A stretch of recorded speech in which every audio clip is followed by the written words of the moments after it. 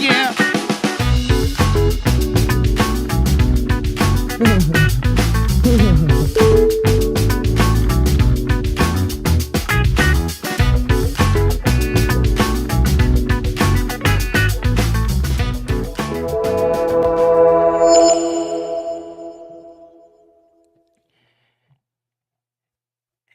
Hey, baby, it's cold outside. What's happening, everybody? It's snowing in North Carolina, as it is everywhere else in the world.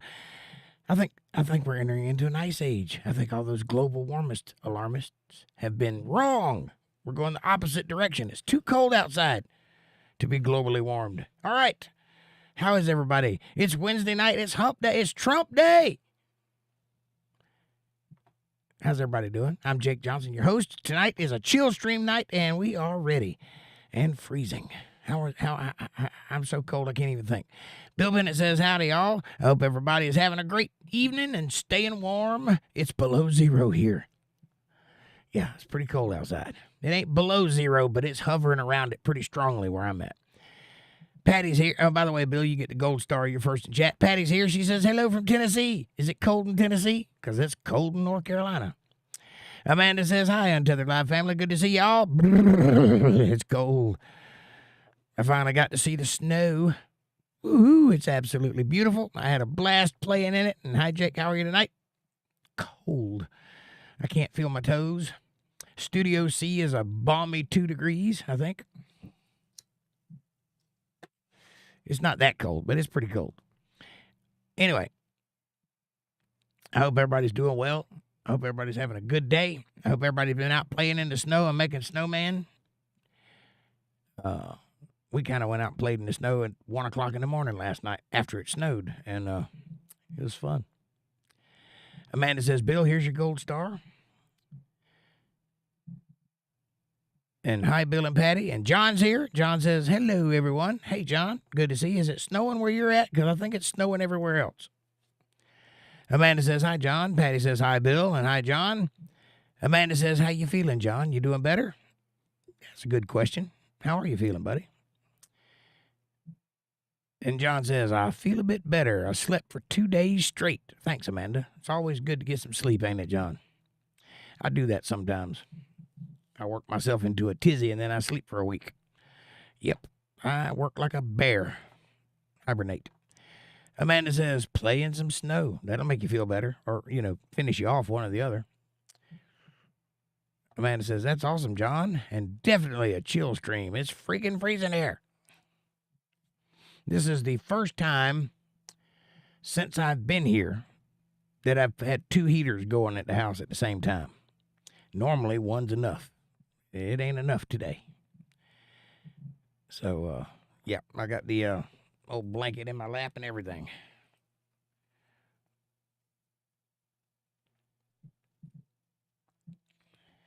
Two pairs of socks on, 2 pairs of pants on, 2 shirts and a jacket, and a hat. And I'm still cold. And earmuffs, and I'm still cold. What's up with that? Amanda says, LOL, well, there's 2 people in 2 rooms to warm now. Right. Well, I'm just saying, ordinarily, 1 heater will heat both rooms quite nicely. And it don't get cold in here. Because my studio's off the house, so it's not in the heated area. So it gets cool in here.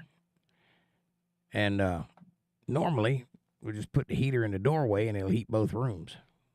Not today. Today, there's a heater under my desk, warming my little tootsies. Gotta have it.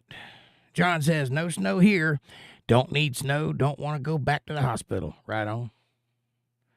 Well, it would make it tough if it was snowed, because then you'd have to traverse the snow to get to the hospital. That'd be rough. Tonight's episode is brought to you by this almost empty cup of coffee. Don't you want to have a cup with me and talk about the world? Talk about the snow? If so, get yourself a cup and let's talk about it. If you don't have a cup, you can get one in the description below. I recommend the first one. It has this face on it, and it is lovely. Also, like, subscribe, share, support, join, And super chats are available in the chat box. Get yourself a J-tag. Make your name stand out amongst the crowd. It is nice. Look at it. It's right there. Look at John's. It's lovely. Makes him look all official. And also hit that PayPal or Cash App, $ Jake Johnson Band. Thank you very much. Oh, yeah. Visit the Facebook page, facebook.com/UntetheredLive Family. All one word, Untethered Live Family. Facebook.com/Untethered Live Family. Go check it out. You won't regret it. Thank you. Amanda says, well, it's like 10 degrees, too. What is? It ain't 10 degrees. It's like 27 degrees. What are you talking about? Is it 10 degrees? No, it's 19 degrees. It's close to 10 degrees. It's in the teens. I'll give you that. It might be 15 degrees. It might feel like 10 degrees. Yeah. Well, I agree with you there. What's with all this feels like stuff? If it feels like it's 10 degrees, it's 10 degrees. I don't understand what the discrepancy is. Patty says, no snow here. Oh, Patty's the one that said that. I thought John said that. No snow. Nope. Oh, he is the one. Look at you screwing with me. Add the word either. I see. Same sentence, but sans the word either. Sorry. Patty don't want to go back to the hospital either. Y'all both had pneumonia this past week. Got it. I was like, what? I know I read that, but I thought somebody else said it. You got me. It's 17 with a wind chill of 10 degrees. That's where we're at right now in North Carolina. Cold. Snowman material. Tried to build a snowman last night, but it had just snowed and the snow wouldn't stick together, so it was just like powder.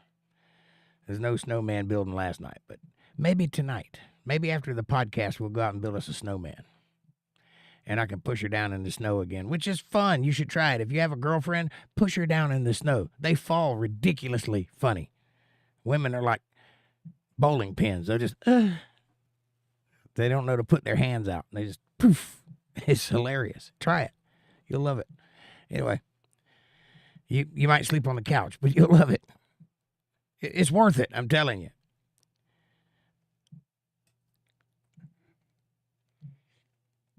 Make sure they're in their pajamas when you do it, too, because that's even better. It was not fun or funny. Yes, it was. You were laughing as hard as I was. And yes, Jake so pushed me down in the snow. Yes, I so pushed you down in the snow because it was hilarious. It just was beckoned to be called. It was beckoning me to do. I gave you a chance to push me down in the snow. It's not my fault you're not as fast as I am. Handfuls of snow down the pants. Oh, yeah. Yeah, that's a good one, too. Always a bucket of laughs. I got you with snowballs, though. Yeah, she put buckets of snow down my pants. Gave me snowballs. Imagine that. Ha ha.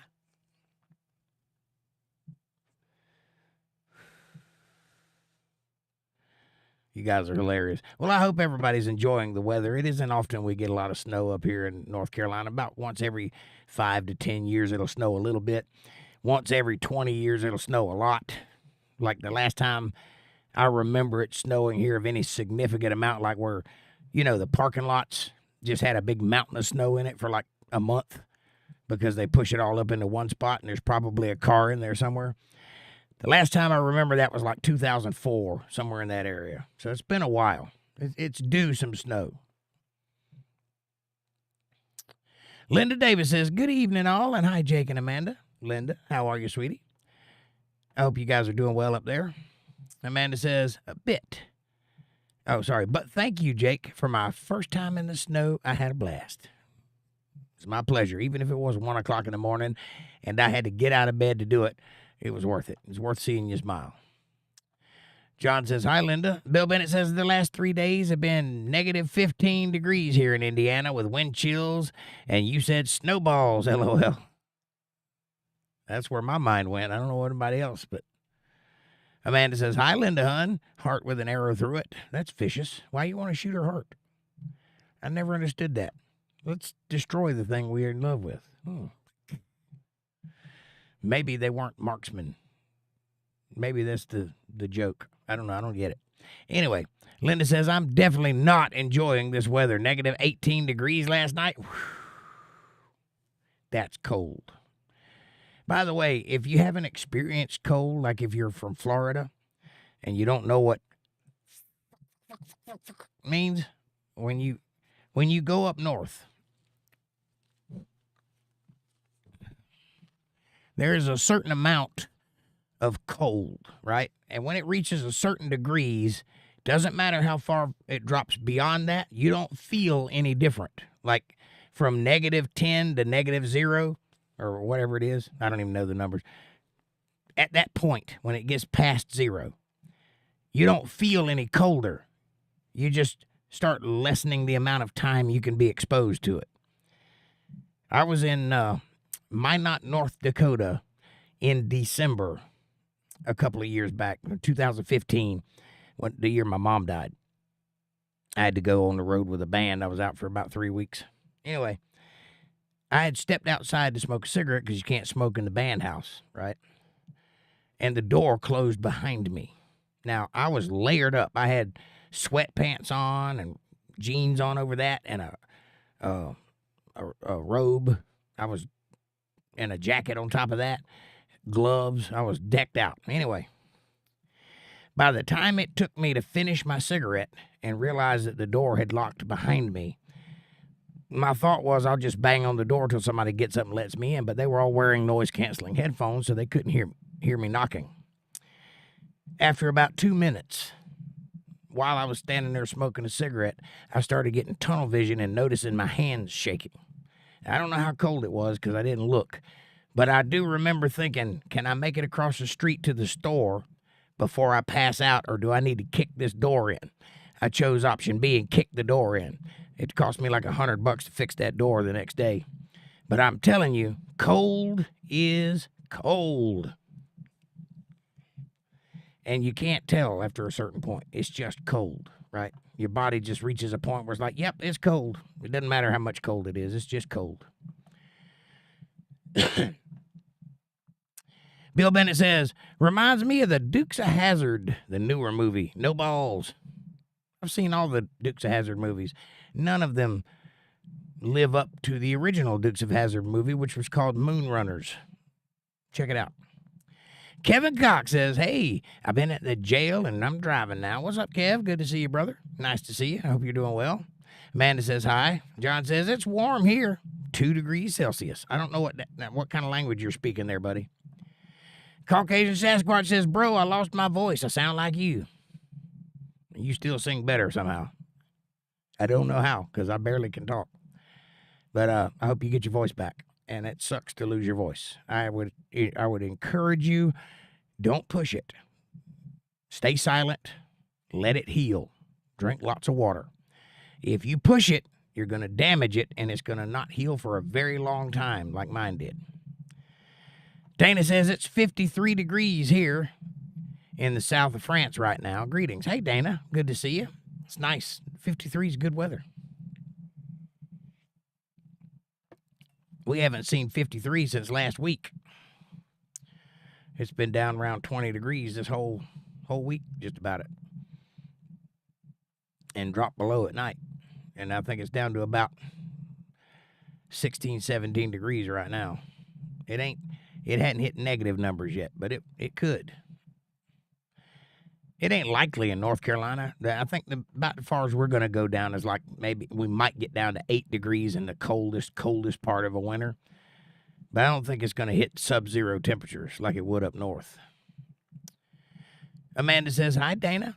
And Dana says, hi, dear Amanda. Heart Caucasian says, I strained it, coughing, and I'm doing the sling blade thing.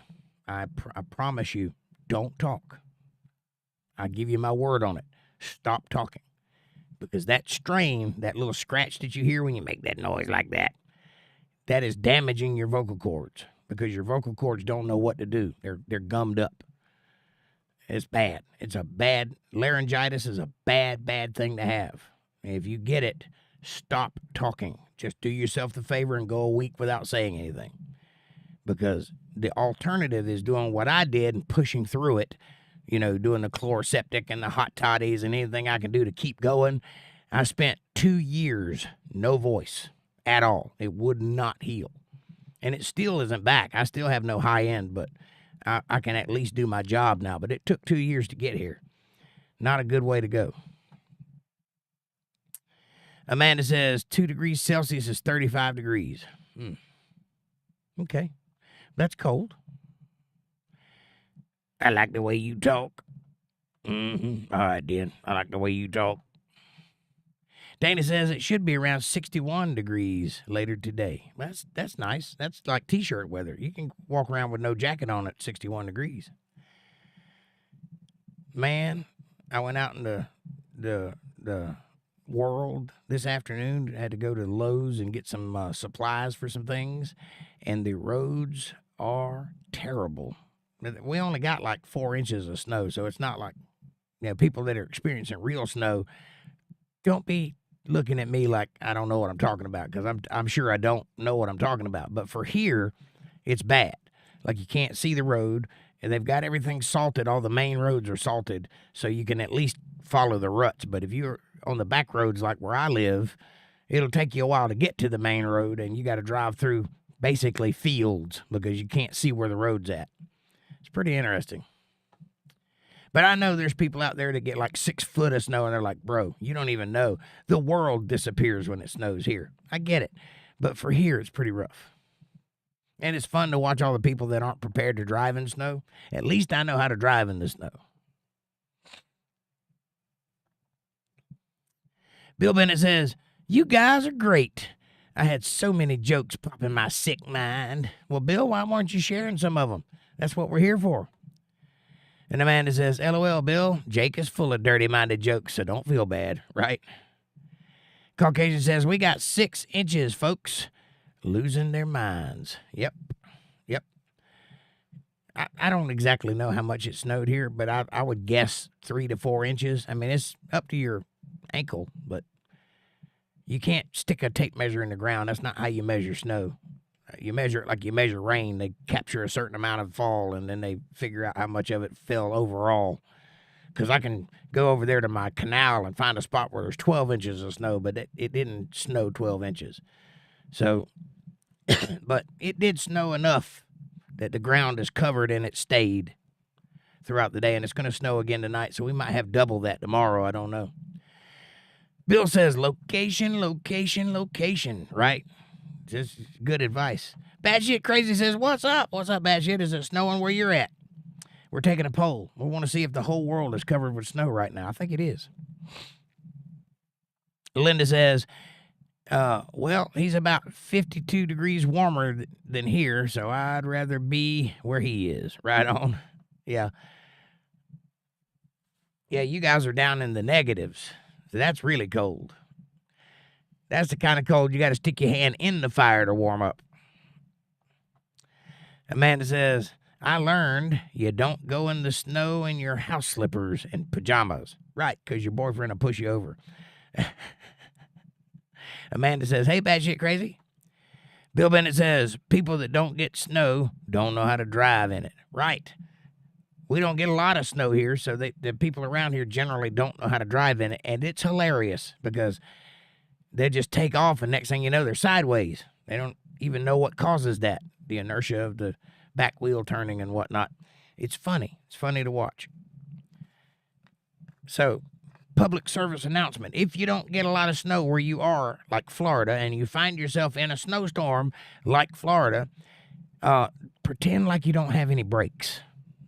Take off slow and start stopping a while before you need to stop. Think ahead of where you are and drive like you have no brakes. Like if you hit the brakes, nothing. If you'll drive like that, you'll be able to handle the snow, because let the weight of the car do the driving. If you try to steer the car, it's just going to lose control. If you hit black ice, you're just going for a ride, and there's nothing you can do about it. At that point, once you take off from black ice, it doesn't matter if you hit the brakes, turn the wheel, or open the door and jump out. It don't matter. The car's going to go where it's going to go until it stops going, and you're just going to have to enjoy the ride and hope you don't hit anybody in the process.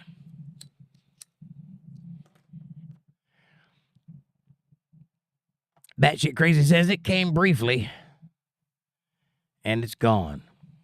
Okay, well, that's good. Patty says, the low here north of Chattanooga last night was 10 degrees. Yeah, we're getting close to that now.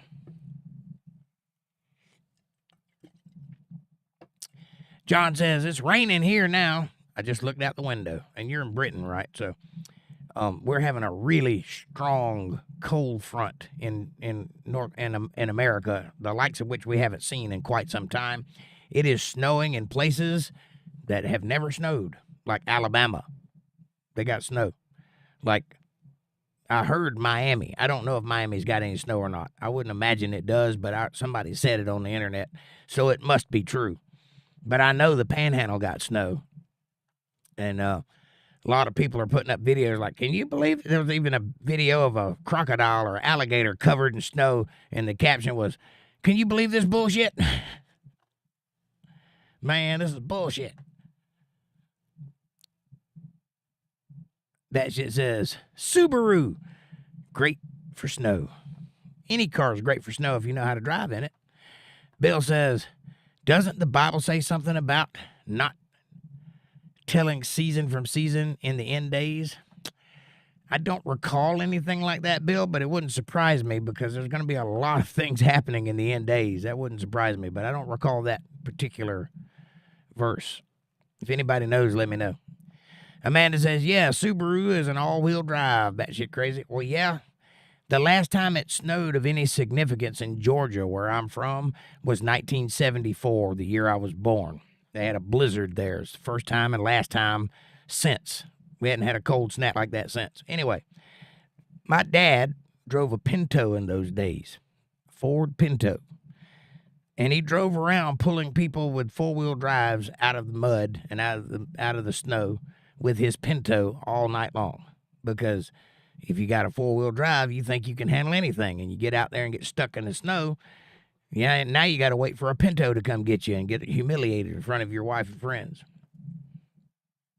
But that's just the way it is. If you know how to do it, you can do it. If you don't, you get stuck or get in a ditch. Amanda says Panama City got 9 inches of snow, and that's down at the bottom of Florida, right? No, that's in the Panhandle. Yeah, I got it. Never mind. Amanda says, no snow in Miami. Well, somebody said it was. Dana says the stick shift car is the best for harsh, snowy winter. You just downshift and let the engine do the braking. Very smart, yes. Yeah, that is very good for driving like you don't have brakes. At least you can slow down. The trick is, though, is to let the weight of the car sink into the snow, because if you try to artificially maneuver it like slamming on the brakes hard, you're just going to slide because it's ice. You're driving on ice, and ice is slippery.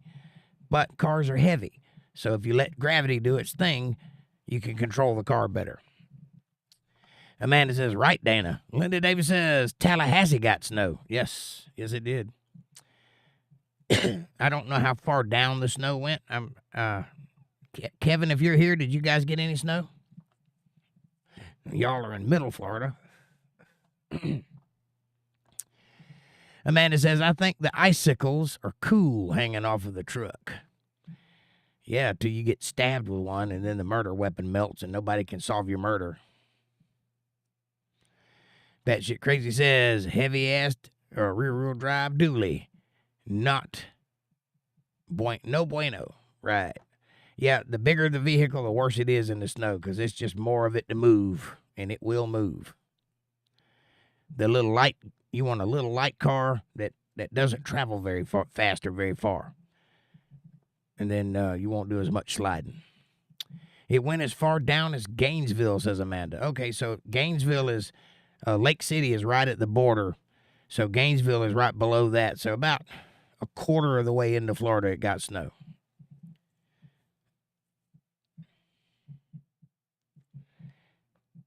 That's interesting. Florida's not a snow type place. Those people are losing their minds right now, I'm sure. They're probably rushing out trying to find snow tires and stuff. It's probably 2 inches on the ground. That's funny. Where can I get some snow tires? You can't even get a thick jacket in Florida. Trust me, I've looked. You know how when you go, like if you see somebody from New York and they got that big wool overcoat on with the thick gloves and stuff, you can't buy that here. You can buy something that looks like it, but it's not as thick. I guess because you don't need it to be. You want real clothes, you got to go up north and get them. I learned that when I was in North Dakota. I was like, why can't I buy this at Walmart? Because they don't have it. Batshit says New Orleans got a record hit. I bet. That's still up close to the panhandle, that level of the United States. And also, lots of Texas got snow, and they don't typically get snow there either.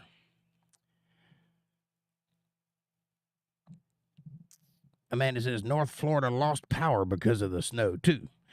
That's just because they don't know how to handle it. John says, my motorbike locked up for winter, so I have to walk everywhere. I hear you, buddy. You locked it up or it locked up? Because if it locked up, when it's summer, you're going to be walking too, because that's a new motor. You need a new motor. But if you locked it up, that's different. Dakota's here. She says, hey, friends. Hey, Dakota. He says, hey, friends. Hey, Dakota. I'm going to start calling you Dakota Dude because I can't keep that in my head for some reason. Amanda says, hi, Dakota. And Linda Davis says, hey, Dakota. And Dakota says, hi, Amanda. Kevin Cox says, there is no snow in Miami. There is also no snow in Juanita, Florida. Okay. All right. So the person that said that on the internet was lying. Shocker. John says, I locked it up. Okay, that makes more sense. If it locked up, you got problems. It wasn't the winter. It was the probably running it out of oil. But if you locked it up, it's all right. I understand. Mine is locked up, too. Got the cover on it and everything.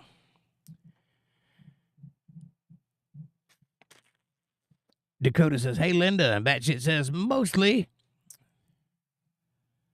centralish Texas. Right about 3 days per year. Got it.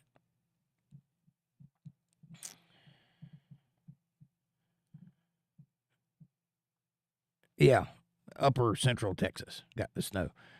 I don't know why it's so cold because nothing's really happened to cause it. But you'd think that it'd be a storm or something that would be at the forefront of this cold snap, but it just wafted in out of nowhere. Amanda says, yeah, because if it snowed in Miami, it would have snowed in Lakeland. Right.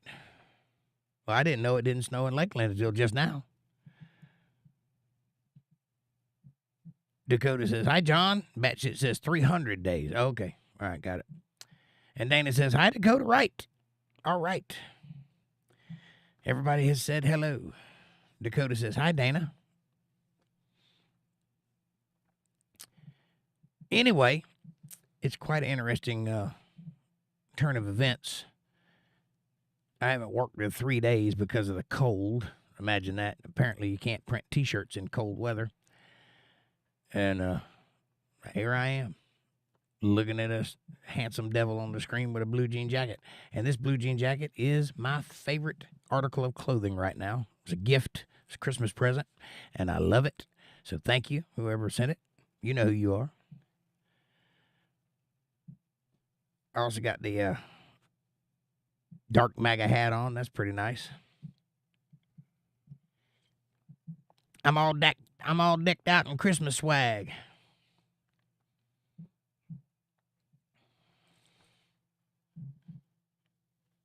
My Southern Lust shirt I like. That's about deer hunting, by the way, just so you know. John says, hi, everybody. Hi, John. Good night, John boy. I'd play you guys some music, but my fingers are frozen. I think I could probably pull it off, though. If you guys want to hear something, holler it out. Amanda says, good night, Billy. That's good night, John boy. Kevin says it's 39 degrees in Lake Wales, Florida as I drive through, And there has been no snow in Polk County. Well, that's good. I'm glad to hear that, Kevin. You guys can continue your streak of no snow. Old Wild Child story time. Oh, yeah? I don't know what that is. Are you asking for a story from my childhood? Or is that a song? Because I don't know what that is. I know Voodoo Child. That's close. It's a story. Kind of hard to pull off on an acoustic guitar, but I think I could manage it. Or something similar. Who is this song by? I might have to look it up. It might be good. I'm always open for new songs, especially if it's blues, because I like the blues. See?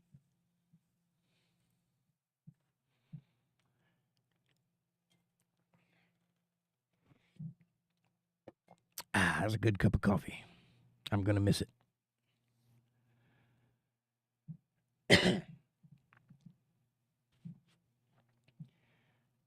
Pardon me. Coffee. Sorry. Oh, it come over me there. It kind of got stuck in my throat.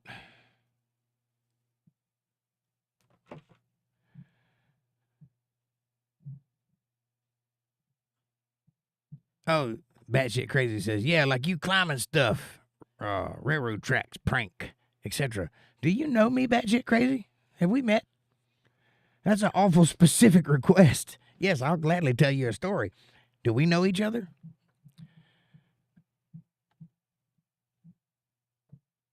Okay, let me think. This one time, I was about 15, 16 years old. Me and a buddy of mine decided we were going to skip school. And the way I went to school was I got on a bus down at the end of a dirt road. And we would take that bus to a school in town and then get off that bus and get on another bus and then take that bus on out to my high school where I went to school at.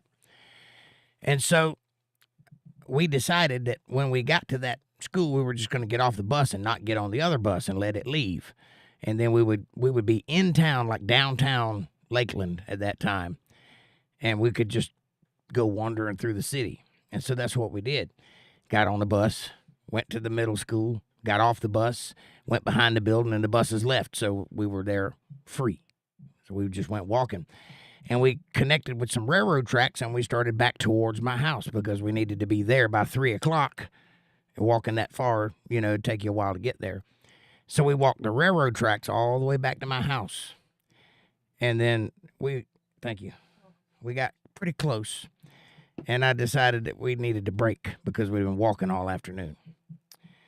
And so we went in between. There was a road, right, with railroad track crossing, and then a bend, and then there was a road on the other side around that bend.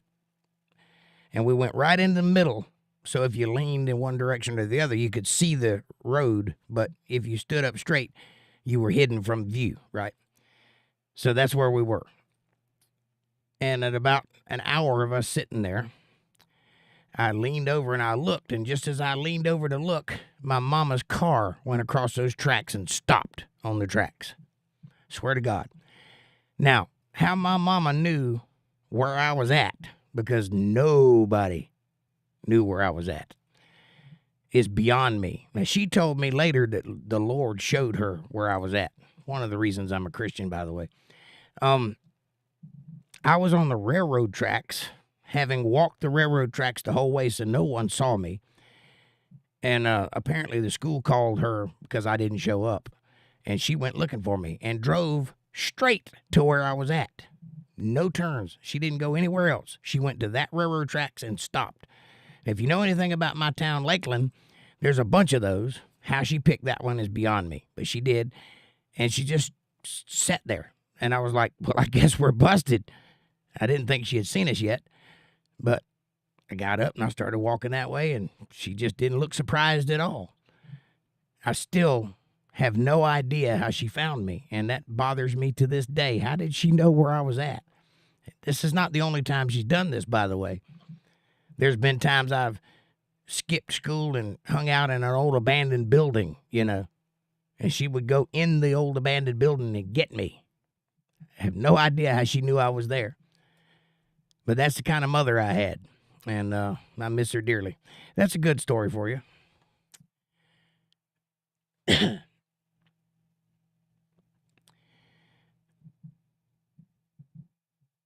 Batshit Crazy says, we did it too, a lot. Yes, Gen X seems to be the people that experience the world in that manner. The kids nowadays know nothing about any of that. Dana says, just talk to us, Jake. We like to listen to you. Your fingers are frozen. Don't force yourself to play today. Thank you, dear. I appreciate you thinking about me. Yeah, they are. They're more than frozen. They're numb. I injured my arm last week, the tendon in my arm. I was playing some Leonard Skinner, and I pulled a tricky move, and it just damaged me. So the tips of these 3 fingers and my thumb are numb, and they have been for a while. I'm hoping that'll go away soon. Batshit Crazy says, accidentally found out pallet traps can derail a locomotive. A rock can derail a locomotive if you put it in the right place. Yeah, that's not a smart thing to do there, buddy. We used to catch the trains. I never derailed one, but we did used to catch them and ride them like hobos uptown. Batshit Crazy says, scraps. Right on. And Dana says, some mothers have great instincts or intuition about their children, and this is beautiful. They have some intuition of danger and their child might be in. Yeah, my mom, I hesitate to use the word psychic because I don't believe in psychics. I don't think that's hooey. And, but damn if she didn't catch me sometimes in places that there's no way she should have known where I was at. No way. And she did. And that just boggles my mind. And they didn't have trackers in those days, so I know it wasn't that.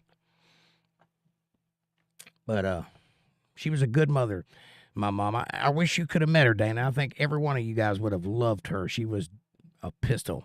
She's a fiery redhead. And even when her hair turned silver, it still looked red. And every sense of the word. She was a good woman and my best friend. In fact, when I lost her, I lost everything. I've been reeling ever since, trying to recapture my composure, and it just isn't a very good fit. Amanda says, we used to chill in abandoned sawmill towers, too. Oh, yeah, definitely. Batshit says, we camped all night on a grain elevator for food, malt liquor, etc. Nice. Fire for food, malt liquor, etc. I don't read hieroglyphics very well, so I usually skip over those. Yeah, I've done that stuff. There was a hobo town where I lived. You know what a hobo town is? That's not a un-PC way of saying it. That's what they called it. It was a hobo town. Basically, if you go down the railroad tracks a certain piece and you find a little trail going off into the woods, if you follow that trail out into the woods, you'll come out into a clearing where a bunch of homemade tents are made out of cellophane or polyurethane, whatever that plastic is you can buy in sheets, make tents and stuff. And there's a toilet that they got from somewhere sitting over there in the woods and little trails going everywhere.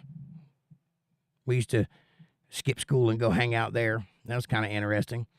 Learn a lot about the blues in a place like that.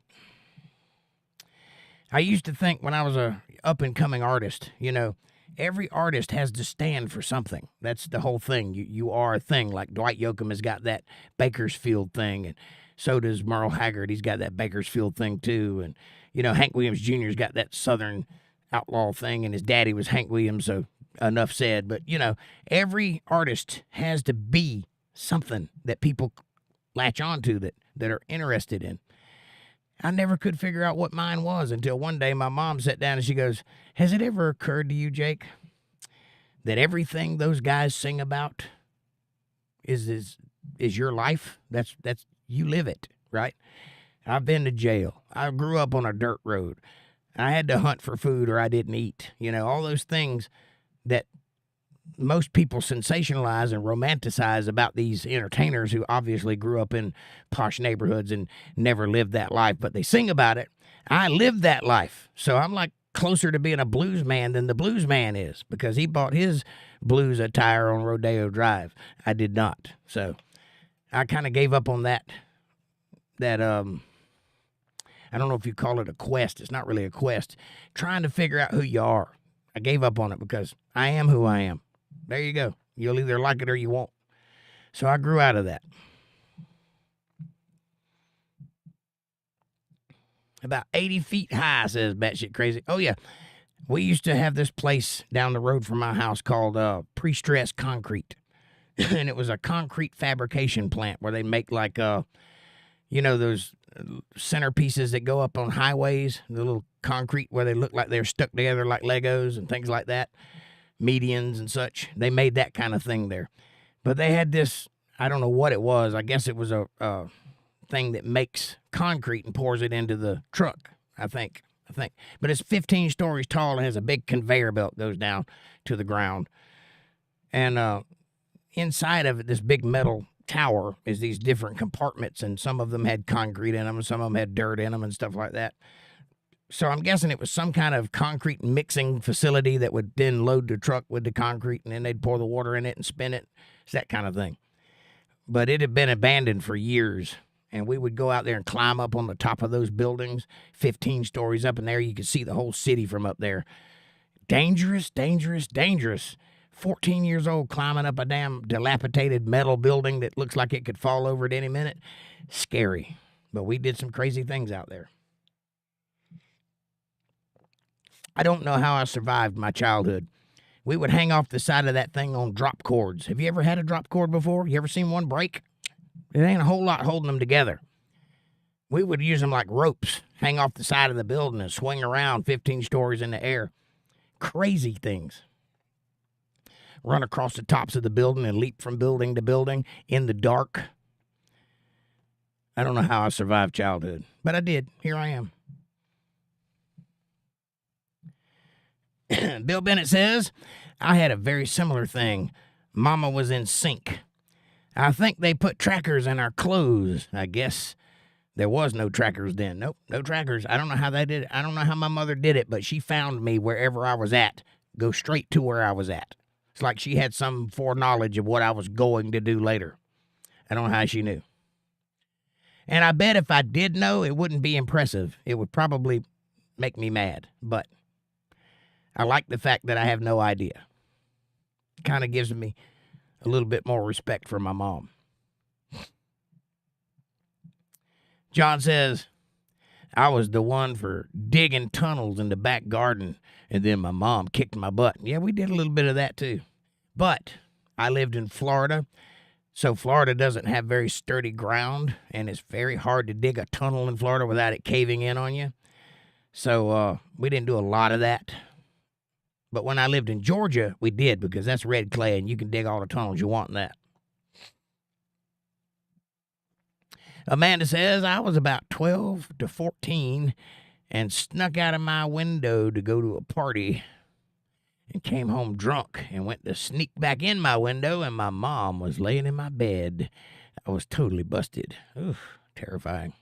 Wait. Nope. You were 12 or 13. Dana says, John H. LOL. Yep. Mama will kick that butt for sure. Batshit Crazy says, some cable towers have partial cage around ladder. Yep, that's what this pre-stress place had. It was a ladder, but it had a cage that goes all the way up with it.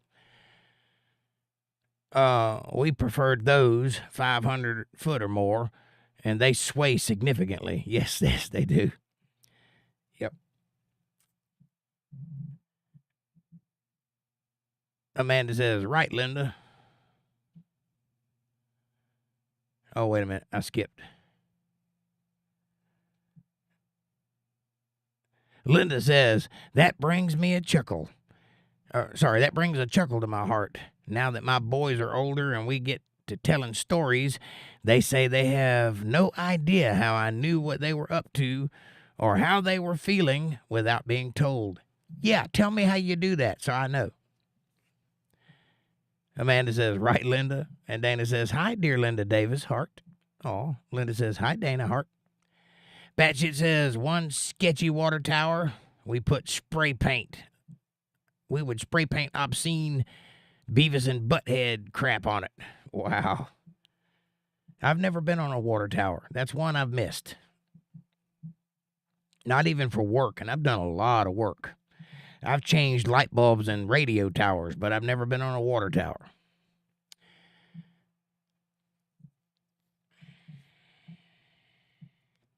Yeah, 12 or 13, not 14. Got it. Batshit Crazy says they welded them closed about the bottom 20 feet of those ladders. The cage ladders. Yeah, the one that was on that concrete thing, the first, I guess, story, I don't know if it's 10 feet or 20 feet, was just a ladder. And then when you got up to a certain height, the cage would start. And you'd have to, it was so tight that you could lean and touch the back of the cage with your back and climb up the ladder and just slide up the cage. It was very tight fit. I guess they didn't want their workers falling. Amanda says, Beavis and Butthead were the shit. Yep. Go take a look at Joe Biden and Gavin Newsom together. And now when you can see it, and you can't unsee it, you're welcome. Linda Davis says, my mom said I must be a cat because I have 9 lives. Yeah, my mom never said that to me, but I probably used 8 of them. Batshit says, I waited about 9 months to go back up, right? Dana says, LOL, Linda Davis. And Amanda says, LOL, Linda. Linda says, we used to ride our bikes on top of the strip ball and then jump them off and land on piles of leaves. That's terrifying. I'm actually kind of glad that kids nowadays don't do that sort of thing, because my children would definitely give me a heart attack. Batshit Crazy says, then we spray paint que lastima y más triste. I don't know what that means, but it sounds dirty. I like it. April Rain's here. She says, hello, everyone. Jake, Amanda, Dana, John, Caucasian, Linda, Bill, Batshit Crazy, Shy, Kevin, Linda, moms know everything. How it's spiritual. It has to be. It has to be. There's no way my mom could have found me. Not one iota. Nobody's that smart. Because even if I did skip school, who would think about walking down railroad tracks in the middle of the daytime to avoid being seen by cars passing by? No way she could have known that. But she did. She knew, not only did she know it, she knew exactly where to go to find me. And I was nowhere near my house. It was just pure random circumstance that we stopped where we stopped. That's amazing. What it is here, he says, what did you think of Trump's inauguration? I thought it went off without a hitch, what it is. Thought it was good. There's so many ways that could have went bad, and it didn't. I thought it was nice. And I thought he was very presidential. He stuck to the script. He didn't go off book. He said what he had to say, and he got down. Lovely. And he rubbed it in their faces as hard as he could while he was doing it. Amanda says, hey, what it is? Batshit Crazy says, meaning what? Sad, more sad. Oh, I got you.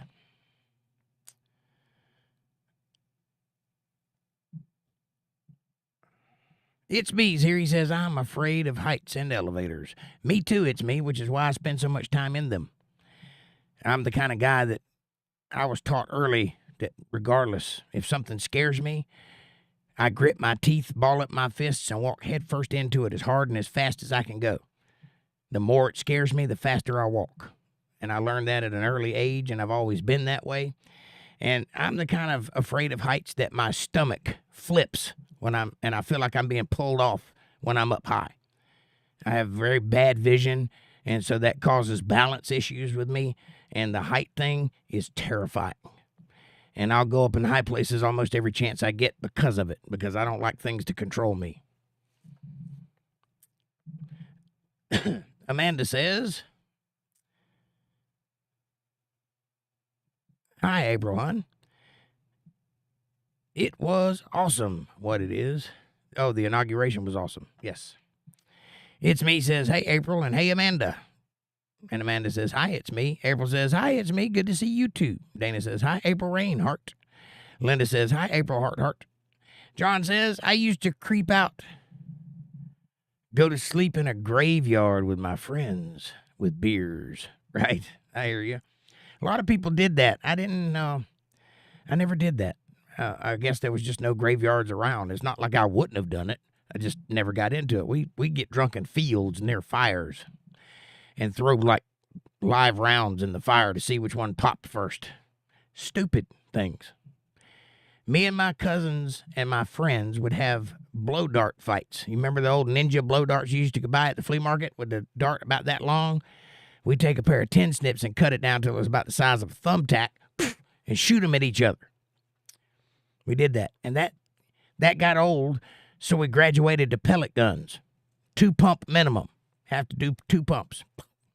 Put a good whelp on you. That got boring, and we moved to nail guns and staple guns.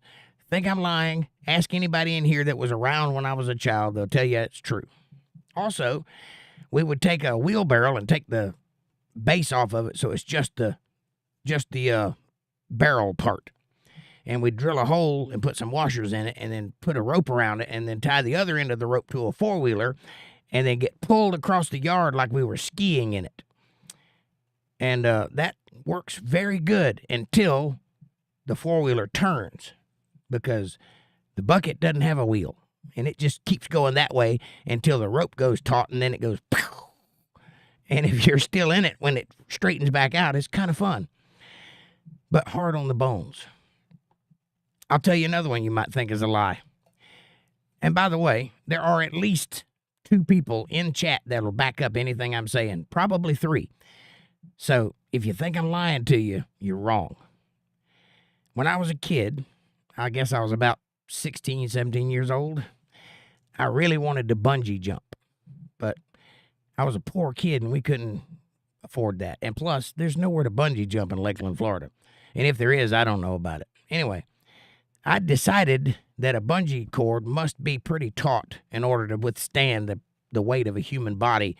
You know, it's not like a rubber band. It's not real loose. It's a real taut, real strong, like one of those rubber things that you buy with the hooks on it, you know, clamps or whatever you call them. Anyway, I decided water hose would probably be about the right consistency.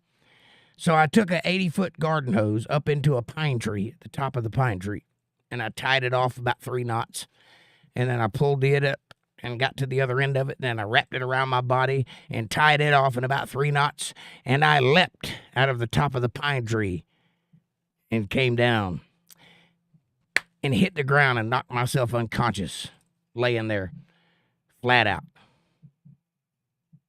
right out of a pine tree. When I came to, I climbed back up in the tree, tied a few knots in the rope or garden hose, and did it again. This time, I stopped short of the ground like I was supposed to, but my body was top heavy, and then I went face first right into the dirt and knocked myself out again cold. Woke up 10 or 15 minutes later, upside down, hanging in a garden hose. I did it one more time after that, and I finally succeeded in stopping before hitting the ground, but there was no bungee effect. It didn't spring back. So I survived that, barely, and I may have brain damage because of it, but I'm not sure. This is a true story, ladies and gentlemen. They don't call me the fall guy for nothing. Unfortunately, the number of times I've fallen out of trees is palpable. April says, we used to play superheroes jumping out of high trees and off of the house. Oh, yeah. Oh, yeah. I once spent 9 months in traction because I did a backflip off of my dad's shed and landed on my butt, and my hips went over here. And so I had to be in physical therapy for about 6 months after that. Walk with a cane. But I did it. Here I am. April says, I read that one. John H. says, hi, April. How you doing? And April says, man, no wonder I ache now. Welcome to my world. It's me says, I caught my daughter sneaking her boyfriend in the window, and I threw him back out the window. That's a good call, it's me. You might have had grandbabies if you hadn't have done that. Batshit Crazy says, boys are drawn to railroad tracks, and children generally. You think so? That may have been how she knew. Still a stretch, though. Patty says, hello, Miss April. And Amanda says, we used to do things just for the thrill and the possibility of getting caught, LOL. This is true.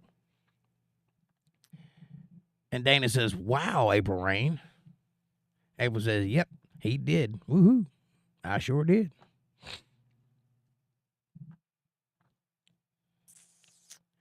Hang on, my chat jumped. Where'd it go? Where'd it go? Where'd it go? Yep, I found it. What it is says, hello, Amanda, and to all. And Dana says, hi, Patty Donahue. Heart exclamation point. And April says, what it is, good to see you. Smiley face, heart, heart. Patty says, hi, Dana. Smiley face. Linda says, my boys were country boys, and they did all those crazy things, too. When they were building jumps and making each other lay on the ground to jump over, and I would tell them to wait until I go inside. Yeah, you don't want to watch that. You don't need to see that. I understand. What it is says, I'm afraid of girls who are made of sugar and spice and everything nice. You should be. That's the kind of girl that'll get you locked up. April says, terrified. Terrified now, but back then I loved all the challenges, right? And Linda says, so I don't have a heart attack, right? You don't want to watch your boys jumping a bike over another boy because sometimes they miss. Yeah, I get it. Boys don't think like that. Boys are like, you can do it. Come on, just put a little back into it. Patty's like, how are things in France? Yes, tell us how things are in France. Dana, dearest. April says, LOL, why, what it is? Why are you afraid of girls that are full of sugar and spice and everything nice? Those are also the ones that make honest men out of us. They'll either have us locked up or make honest men out of us, one or the other. The problem is that society has made it incredibly hard to approach girls that are very nice and full of sugar and spice.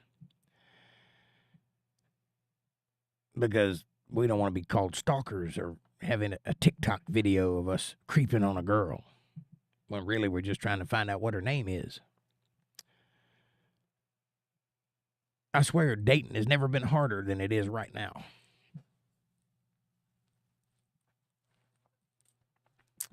Oh.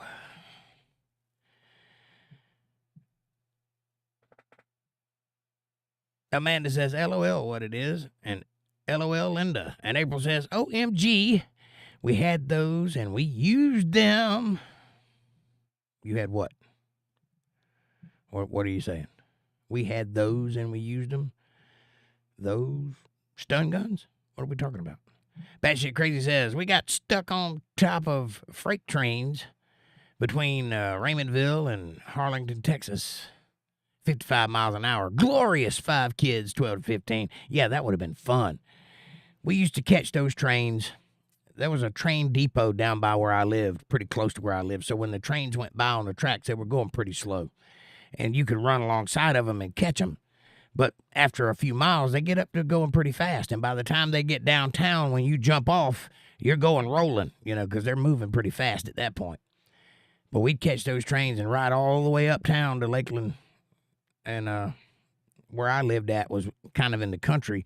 So it was a good, 20 miles, something like that, to downtown area, 25 miles maybe. It felt like it anyway. It might not have been that far, but it felt that way when I was a kid. And, Yeah, those trains could take you all kinds of places, man. It's amazing that they don't still do that. But if you were on top of a train going 55 miles an hour, I bet that was a ride. I hope you had something to hold on to. John says, I'm weird. I'm scared of heights, but I used to climb mountains like Mount Blanc in France. Nice. That's not weird at all. I'm scared of heights, and I go in high places every chance I get. I am the kind of person that would actually try to fly an airplane, having not known how to fly an airplane. I'm that guy. I would try to figure it out. I'd at least do some touch and goes. I might not get it up off the ground, but I'd at least try. April says, we did all kinds of crazy stuff. Yes, we have. Yes, we have. Anybody do the hood surfing thing? You ever remember doing that? That's getting out of the car while it's going 80 miles an hour and standing up on the hood and leaning forward. Yeah, scary stuff. Didn't seem scary at the time, though. It was fun. I think there was copious amounts of drugs and alcohol involved, so that's probably why it seemed fun, but I digress. Amanda says, I used to tell mine when they did dumb stuff, don't come crying to me when you get hurt. LOL, shaking my head, kids. I never told my kids that. I always said, don't do that or you make daddy have a heart attack. Don't come crying to me. Good gracious. Do come crying to me, please. Let me fix it. April says, I'm surprised we didn't get that hurt. But it aches now. Yeah. Well, my mama used to tell me that I wasn't invincible, to which I argued with her relentlessly about.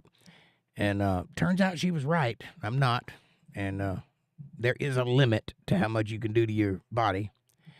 I'll just put it mildly and say it like this, and I'm pretty confident in stating this to be a fact. What's that guy on the show Jackass? What's his name? Not Johnny Knoxville. Ain't got shit on me. I'm pretty sure.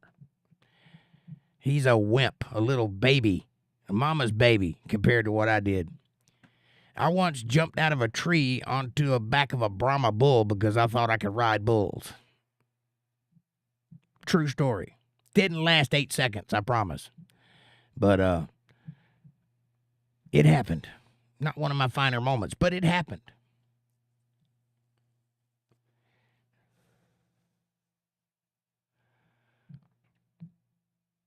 April says, ha, ha, ha, ha. And Amanda says, LOL, April, that's why you feel like you do now. I'm just saying. Yeah, that's why. That's why I get up in the morning and go, and struggle to get my boots on. Climbing trees, turns out, is not a good profession for a young person. And I used to be in trees. Like, I remember thinking that I would be 90 years old and still climbing trees. I remember thinking that. Turns out that's not true, but back then I thought that. I thought that when I'm 90, I can't see why I wouldn't still be climbing trees. I love climbing trees. I'm always in trees. I'm a monkey. I'm a tree climbing fool. That lasts till you're about 16, and then it kind of slowly starts going away. You might push it till you're 18, but after that, no more tree climbing. About the first time you start having trouble catching your breath, that's when tree climbing goes out the window. And I remember that day, I was about 22 years old, maybe 23. And I had found a pair of lineman spikes in the dumpster. You know what lineman spikes are? There's things that you strap to your legs, and they got a hook that sticks out on the inside of your foot. And your foot goes in a stirrup, and then you strap it to your legs, and you can climb light poles with it with a little rope, you know? So I found those, and I was going to put them to the test. I've never used those before, and I climbed a pine tree. Pine trees in Georgia are very tall, by the way, 80 feet at least. Anyway, I got up there and then realized I was tired and didn't know how to get back down because going down is not the same as coming up. And took me a while to get out of that tree. That's the last tree I've ever climbed, by the way, willingly.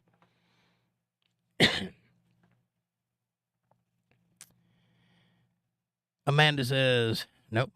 April says, yep. Angela Ashkins is in the house. Hey, Angel. She says, hello, everybody. Glad I could make it tonight. I'm glad you could make it, too. How are you? What did you do as a child that was wild and crazy and unpredictable? And don't say the football team. Don't say the football team. Don't say the football team. Amanda says, hi, Angel. April says, I know I played hard, LOL. And hi, Angel. Good to see you. Batshit Crazy says, and did it again. Yes, and did it again. That's the jumping out of the pine. Yes, I did it 3 times before I had enough. Some jackass stuff. Yes, see? That's what I'm talking about. Batshit Crazy says, twice, 3 times. Patty says, I watched this lady named Abby the Spoon Lady, that rode the rails for real. Right on. April says, we jumped off our houses with a garbage bag. Yeah, we've done that before, too. Turns out they don't work like in Mary Poppins. Don't slow you down at all. And an umbrella works, but it'll turn inside out. You can't get any air with that thing. What we needed was hand gliders. That's what we needed. And if I'd have had one, I would be dead. What it is crying, laughing. Amanda says, yes, Jake don't learn the first time, LOL. That's not fair. I learned a great deal the first time. And Dana says, I would never bungee jump. Well, now I wouldn't, but then I was curious. You do a lot of stupid things when you're young. Angela says, were you the middle child? I was the only male child. I have a sister, but she's 7 years older than me, so I basically was an only child. By the time I was a teenager, she was already out of the house and getting married and going on doing her own thing. So, yeah, we did have a childhood together where she helped raise me as a toddler. But then there's this large gap from, I don't know, 11 or 12 years old on until about 25 that we weren't together. So I might as well have been an only child. But no, I wasn't a middle child, and I do understand what you're saying. It's usually the third child that gets weird, but I don't know. April says, you hurt your back. Hold on.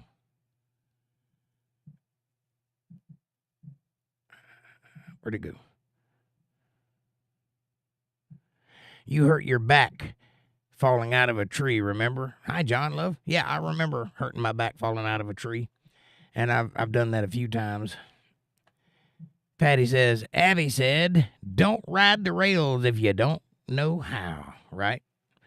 It's a scary world out there.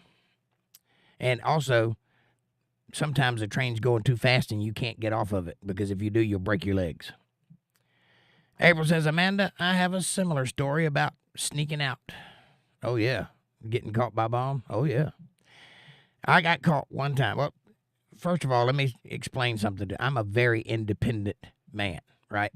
I was on the job working when I was 11 years old. So I moved out on my own when I was 14, and I stayed that way. And but 2 times in my life, one time I snuck out, and one time I ran away. And both times I called my mom and told her I was doing it. And that'll explain it, the situation. Anyway, I was not a popular child. And some of the kids that I grew up around were having a party out in a field. And for some reason, they invited me. So I was going to go. And my mom was like, all right, we'll be home by 9. And I'm like, yeah, that's not going to happen. I'm going to be drunk in a field. I'll see you tomorrow. Anyway, I went. And I got beat up pretty badly, actually, because I was about that big when I was that young. Anyway, it turned out that they invited me to be the entertainment, and I didn't know that. And I come straggling in, 4 o'clock in the morning-ish, blood everywhere. I'm in the bathroom, drunk as hell, trying to get the blood out of my shirt and off my face. My mom opens up her bedroom door and looks at me, and she goes, shuts the door and goes back to bed. Never said a word. She knew I learned my lesson. And the other time was, I had a neighbor whose parents kicked him out of his house when it was about like 2 days to Christmas. He's like 14 or 15 years old. So I took him in, and I gave him my Christmas presents that year. I didn't even know what I got, but I gave them to him. It was an act of kindness that I did. And he had a good Christmas. So we fed him. He slept at our house. And then he left and went out there in the world. And so I told my mom, I can't let him do that. He's out there. He's a child. He can't go out there by himself. My mom was like, you're a child. I'm like, yeah, but I have a knife. It's okay. So I ran away. I was gone for 2 weeks. I called her every day. She knew where I was at. And I stayed with him until he figured out what to do and how to get there. And I kind of helped him along the way a little bit. But that's the only 2 times I ever snuck out, you know. That really wasn't a thing in my childhood. Patty says, nope, I read that one. Those big-ass resorts do slow you down until they don't, says Batshit Crazy. Yeah, we didn't have any resorts on our train tracks. We just had town. April says, hi, Patty Lovely. It's me, says, 40 years old. I'm dropping my motorcycle. Sorry, I've dropped my motorcycle on gravel at 50 miles an hour. Scraped my arm and my thigh, and I'm still scared to this day. 40 years ago, I got you. Why? Why would you be scared? Number one, it's a motorcycle. It has 2 wheels and you're on the outside of it. You're going to drop it. It's just physics. So get that in your head right off the bat. If you're going to ride a motorcycle, there is not a 0% chance that you're going to wreck. There just isn't. So then be careful and try not to do that. Stay away from gravel roads and such. It's a good lesson to learn. Don't drive on gravel roads because they make them slip out from under you. But there's no reason to be afraid of it. It's going to hurt if you hit the ground. Wear leather. Makes it hurt less. That's why bikers wear leather. There's no reason to be afraid of it. I say you should get you a motorcycle and get out there on it and conquer that fear, buddy. Tell me where you at. I'll come get you.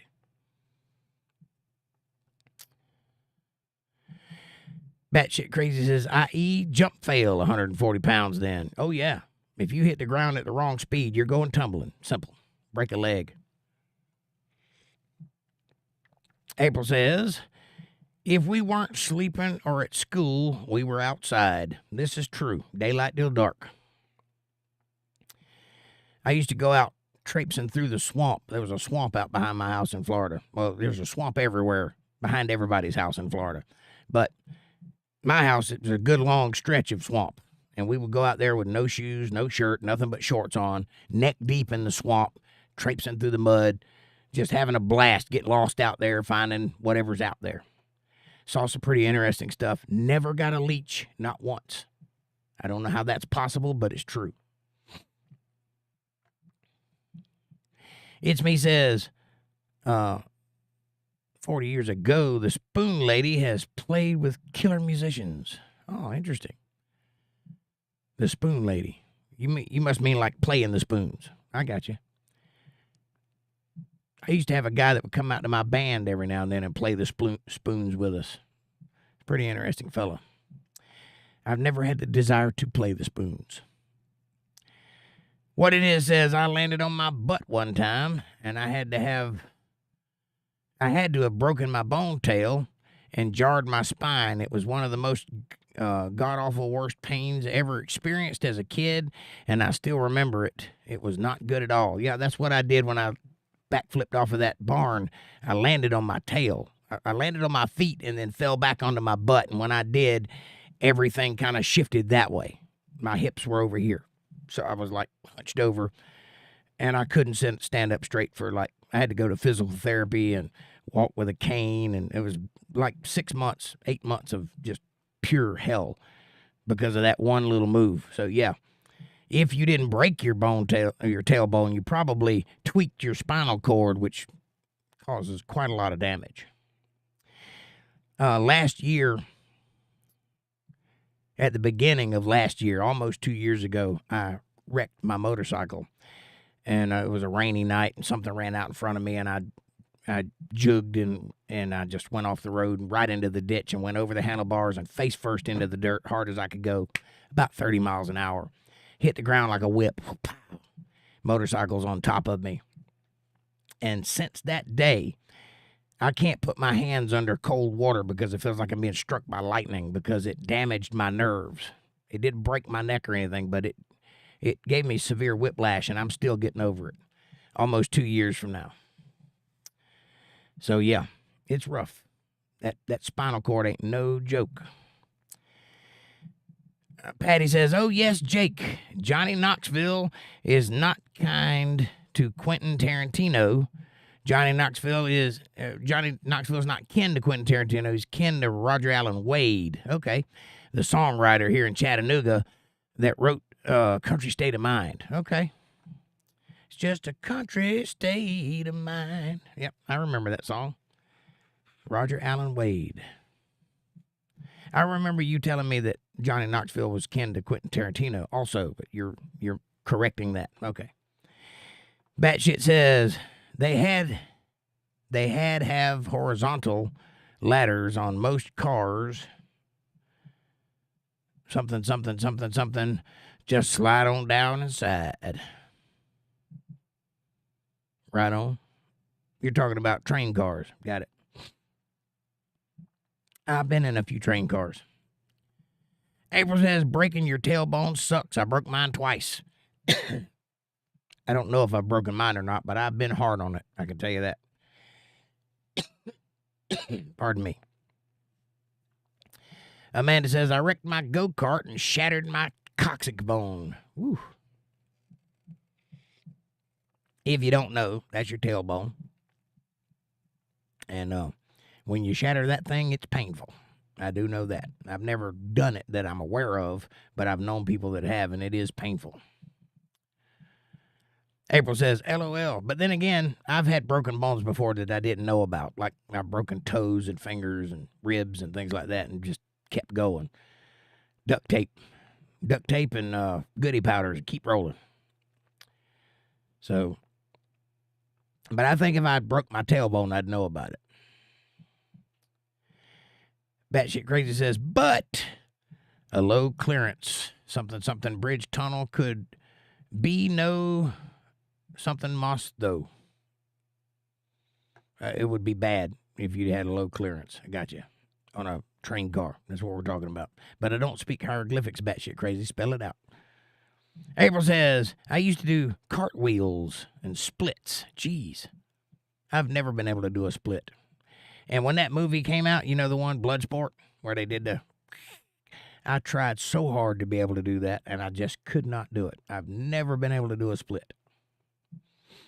Not that kind of split, anyway. Amanda says, me too, April. Right. John says, I used to go dirt biking and jumping over hills and in the chalk pits until I come off and broke both my legs. Ooh, John. Interesting that you talk about chalk hills. I grew up in chalk mines in Sandersville, Georgia. I'm guessing you're talking about like the White Cliffs of Dover, huh? Or somewhere in that area. Amanda says, I miss roller skating. I miss watching girls roller skate. I never cared to do it myself. I've never been that coordinated. But watching a girl that's really good on the skates is quite titillating. Dana says, English is so funny. Tailbone is one of the words which crack me up. Well, you don't know you got a tailbone? You got one.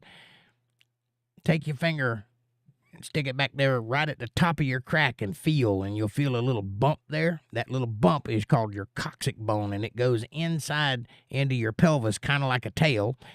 Your skeleton, it looks like a tail, but in reality, it's just your butt. Muscles cover that up. Anyway, you need that.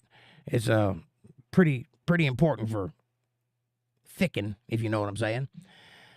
And if you break it, you have issues thicking, which is Swedish for rocking back and forth. or something. Might not be Swedish. It's one of those languages. Linda says, my son Tom, at about 5 years old, slapped our Brahma bull in his nose because he was trying to take his cookies. Ooh. Brahma bulls do not have a sense of humor, I assure you. I jumped out of a tree onto the back of one time, and it didn't think it was funny, not even a little bit. So I hope you were able to get your hands on your son before that Brahma bull was able to jug him with that hook in his head. April says, we didn't have video games or internet or interesting things to do like we do now. I love my generation the best. Well, I did have video games. I just couldn't afford them, but we did have them. The Nintendo came out when I was a kid. And the Atari. But we didn't ever have many of those things. So you got inventive. You figured out something to do. You'd go out and party or, build a treehouse or get lost in the woods or something like that. Me and my sister used to go out and get lost in the woods, for example. And sometimes we would actually get lost, and it'd be hours before we'd find our way back to civilization.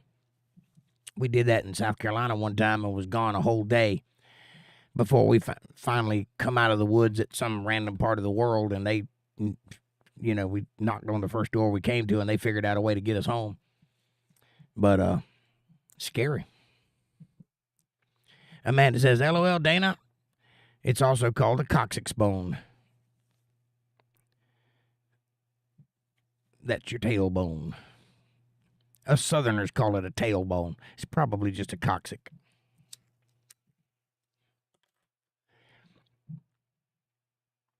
Yeah, Dana, the one thing you'll learn about the English language is you probably don't want to learn it listening to a Southerner because we have words that they don't have anywhere else in the world. And we call things that other people don't call them. So if you probably want to listen to like a British person to learn English because they have that posh, pronounce everything type of language. Southerners are lucky they're actually saying words sometimes. I was 20 years old before I understood the meaning of the phrase, I'm fixing to do something, which is a common phrase where I'm from. Now, if you break that down and try to understand what you're saying, I am fixing to do something. What am I fixing again? How did I fix it? That's a phrase, and it means you're getting ready. But that's not what they say in the South. So English will confuse you if you listen to me. And Dana says, coccyx is not that funny, but tailbone is hilarious. Right on. Well, if you consider what some Americans do with their tailbones and then realize that it's named cox-it, then it is funny, but I digress. Amanda says, LOL, Dana. Angela says, that was my oldest son. I just let him go as long as he wasn't getting into trouble. Right on. That's kind of what my mom did with me. She just knew I was independent and I knew what I was doing, or thought I did, and she just let me have the brevity to do what I was going to do. Batshit says, number one. Uh-oh, hold on, my chat jumped. Number one, extremely athletic dude climbed diagonal braces on a big-ass water tower. I went 2 out of 5. Very tough, I bet. I've never been on a water tower, but I think you're talking about how the ladder goes up and then around the water tower like that, and I have never figured out how you climb that without falling, and I'm not about to find out. And if you did it, I'm proud of you. That's hard to do. Walter Davis is here. He says, good evening, everybody. Hey, Walter. Amanda says, hi. April says, OMG, we did it, though. Yeah, we did. And Dana says, hi, Angela Askins, heart. Batshit Crazy says, he became college decathlon athlete. Not surprising. It wouldn't be me. Angela says, hi, Dana. Linda Davis says, Tom used to think If he saw it be done, he could do it too. He lived by the saying, balls to the wall or nothing at all. And he was the middle child, no fear and no F's. I'm one of those people. If I can see it, I can do it. And that isn't always correct, but I try. I can relate to your middle child. Dana says, good evening, Walter Davis. Heart. April says, we just loved conquering. We just love conquering with a Q.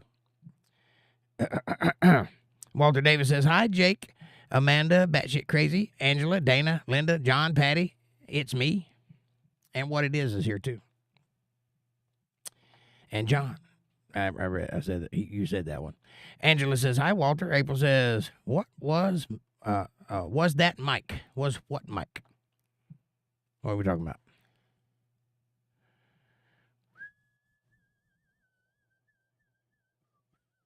Was that Mike? Is this thing on? I don't know. You have to be more specific. Patty says, hi, Walter. Walter Davis says, embrace the suck of crashing. Yes, you have to embrace the suck. Absolutely. And I had a Mako and never dropped that one. Right on. Well, I've never dropped a few motorcycles, but then I have. I owned a Honda for many, many, many, many years, and I never wrecked not one time. I bought a Harley Davidson, and I've wrecked it twice. Go figure. April says, hi, Walter. Good to see you. Walter says, Linda and I were in New Orleans. The Cajun cabin did Creole music and handed out spoons. Nice. So everybody could play along? I got you. I used to live in New Orleans, right on the French Quarters, right above a crawfish restaurant in a little apartment there. And there was music every night. And you go outside onto the street, old cobblestone streets, and there was somebody on every corner playing something. It's quite interesting. I've seen Mardi Gras twice, up close, like I was there. April says, nope, it wasn't. When I was a kid, this happened when I was in my 30s. Playing tag football, the neighbor's dog tackled me, and I landed on a tree stump.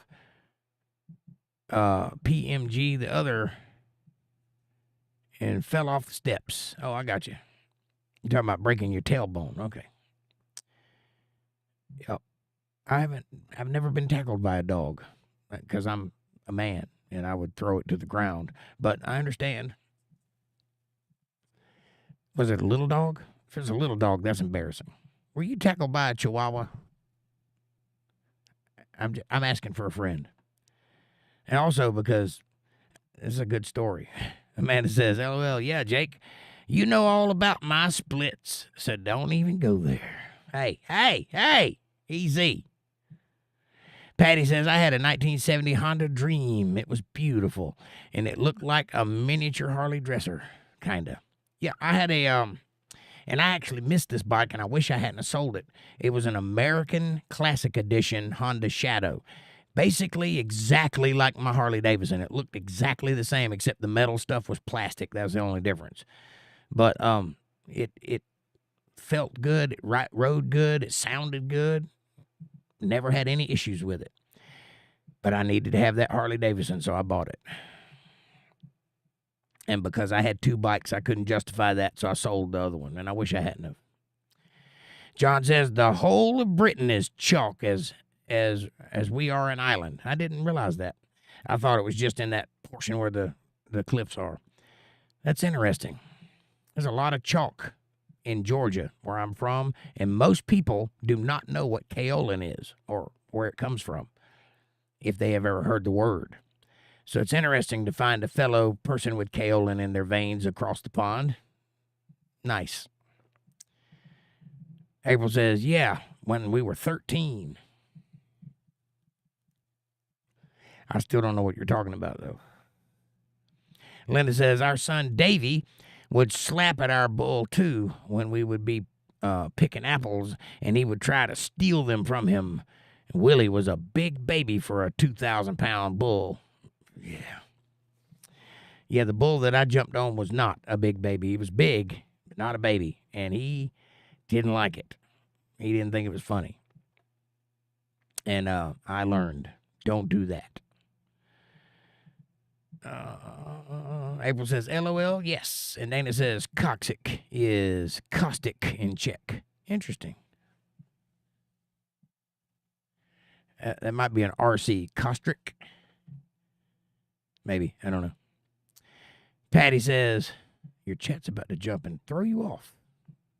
Patty says, you can actually break the end of your tailbone off, and it looks kind of like an arrowhead, as best as I can remember after A and P. Yeah, I've heard of it, like some people having it floating in there because it broke off and it's just kind of in there now, and every time they touch it, it hurts. I've heard of that before.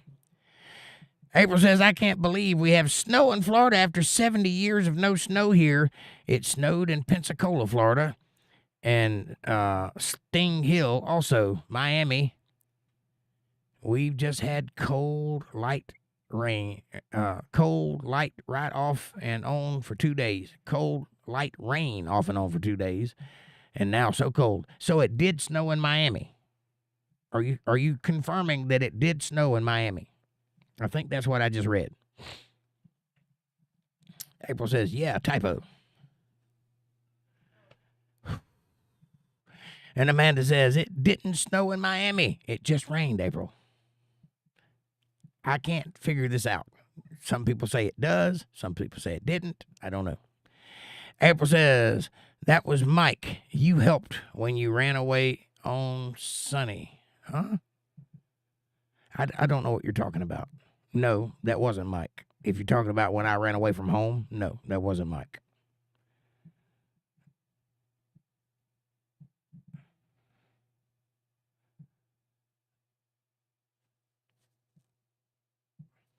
There was a Michael there, but it was a different Michael. It wasn't Little Mike.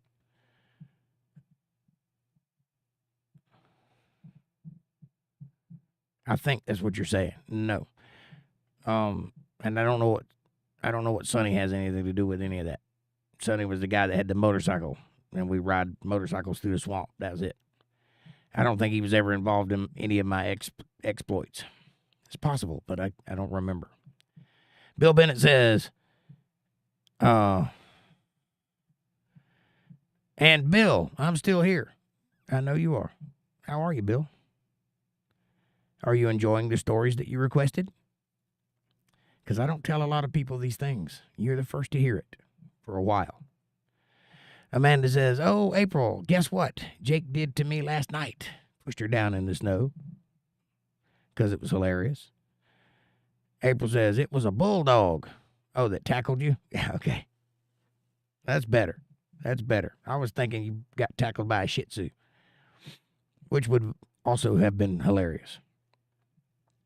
April says, he was strong. He didn't mean to hurt me, and he was coming for the ball and ran into me. LOL. I got you. Amanda says, he pushed me down in the snow. I sure did, and it was great.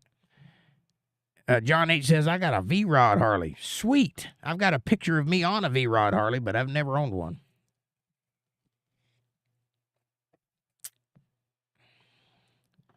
Those are nice bikes, though. Mine is a Heritage Softail.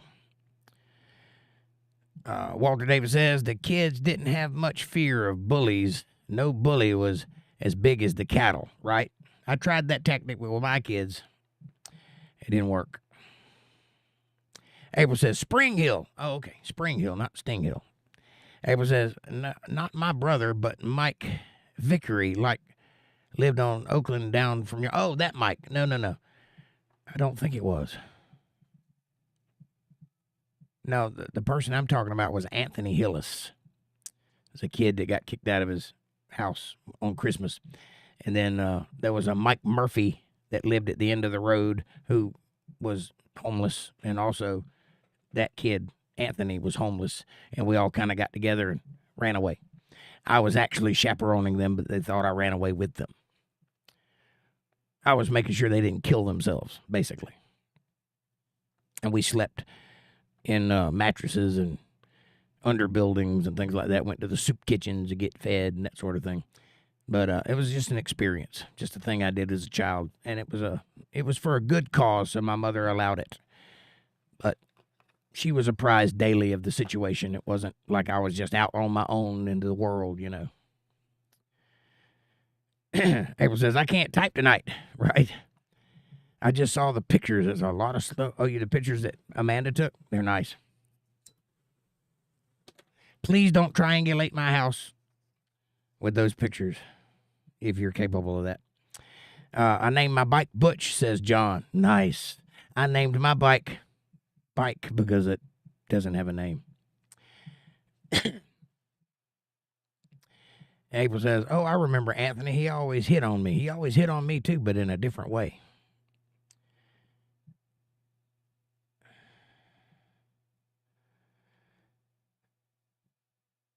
April says, did y'all make snowmen? Well, we tried, but when we went out last night in the snow, it was still powdery, so it wouldn't stick together.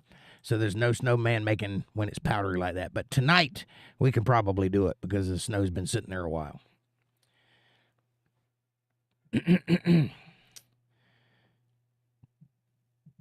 John says, April says, not physically, but he liked me. Right on. He was a bit of a bastard, that kid. Anyway, I tried to do right by him, and he's in jail now, so he can stay there. April says, Anthony was a cutie, but he cussed a lot. I don't know how you thought he was a cutie. Whatever. That's ancient history. That you'll never see that guy again. As a matter of fact, I think he might be dead.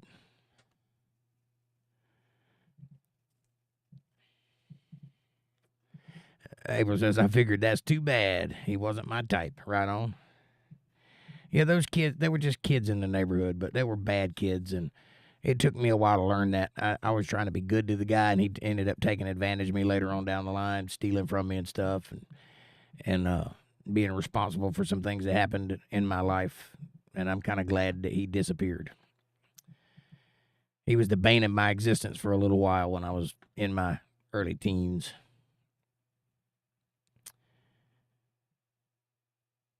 Yep, I remember that now that you said it. Yep. Yeah, he was a bad kid. He was like a bully because his life was so bad, right? If you look at a bully, most of the time they're that way because of something that happened in their life that they can't deal with, and so they take it out on other people. And that's what that kid did to me. I was his outlet. And in a way, I'm glad I was there for him because nobody else was.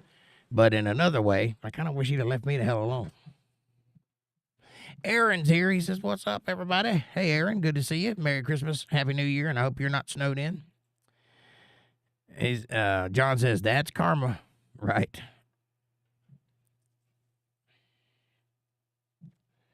I think that's what you're saying. Otherwise, I don't know what karma is. Amanda says, hi, Aaron. Aaron says, hey. April says, hi, Aaron. And good to see you. And it's 10 o'clock. Look at that. Aaron says 32 in Southwest Florida. Right on.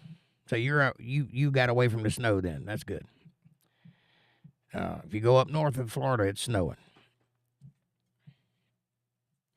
All right, boys and girls, it is 10 o'clock. Before I leave, please do me a favor and hit that subscribe button. Press the bell icon so you get notifications when I'm going to be online. Smash that like button. It's free. It's effortless. It's right in front of you, and it really does help the channel with the algorithm. Helps us get recommended to other people. Won't you do that, please?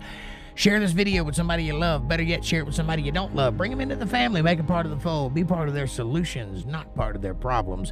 Leave a comment down below and let me know what you're thinking about. Question me, curse me, bless me, challenge me, confront me, conform me, drink my Kool-Aid. Make your own Kool-Aid as long as you're thinking critical. That's what I want. Critical thought coming from that brain of yours. And hey! If you love what you heard tonight and you'd like to hear more of it and you'd like to help out, well, consider joining the channel. Get yourself a J-tag. Make your name stand out amongst the crowd.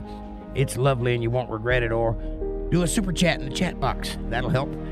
Buy a t-shirt, something like that. But if you want to help in a substantial way, you can go to paypal.me/jakejohnsonband. Or if you're a Cash App user, $Jake Johnson Band. Every little bit helps. It is a win-win. It's a blessing for me, but it's a blessing for you too, because God, He notices these things. I will always do everything in my power to be worthy of it. I will answer all of your questions and comments as I always do right now. Okay.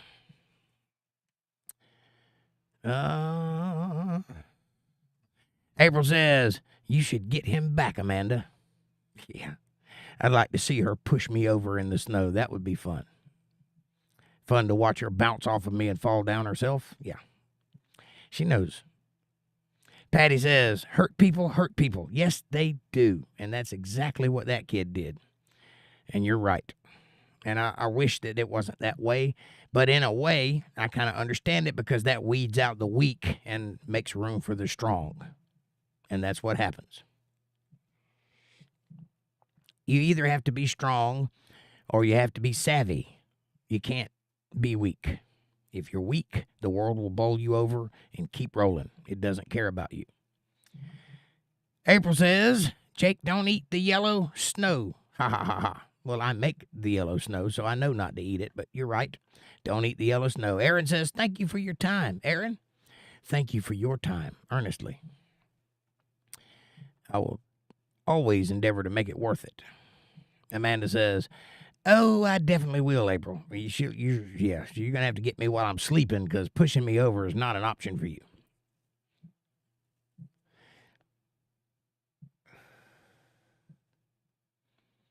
Patty says, thank you for the company, everyone. Patty, thank you for the company. It was fun. I enjoy telling stories. John H. says, thanks, Jake and family. See you next time. That's Friday night right here on Untethered Live, Eastern Standard Time, 8:30 p.m. Dana says, heart. And Amanda says, I will put snowballs down your pants. Well, if you put any snow down my pants, I'll have snowballs, I promise. Linda says, good night, all. Have fun, you two kids. You crazy kids. Go have fun playing in the snow. We're going to make snow angels. Amanda says, good night, John. And April says, John, much love to you and everybody's sweetest dreams. God bless, and God bless us all. Amen. April, thank you, sweetheart. Batshit Crazy says, peace, doves, and white flags. And Amanda says, good night, Linda. We will try. April says, aha, Jake, you're so annoying. I love you. I'm annoying because you can't push me down in the snow because I'm male and have fast twitch muscle fibers? Come on now. I produce testosterone. You're not pushing me down in the snow. But it'll be fun trying. That'll be fun. Amanda says, LOL, April, right? And April says, get it on video. I tell you what, I'll make a promise. If she manages to get me on the ground, I will lay there and let her take video of me laying there so she can brag. Angela says, good night, everybody. Angela, be safe, stay warm, and thank you for being here. All right. It's time to go play in the snow. Got to go. Everybody, have a great night. Enjoy the snow while it's here, because in another couple of days, it's just going to be white mud. Right now, it's fun. So go out and enjoy it and have a good time with your partners and your friends. And if you don't have either of those, give us a call. We'll come hang out with you. All right. God bless you all. Have a great night. I'll see you next time. Thanks for watching, everybody. Dana, stay warm in France. God bless.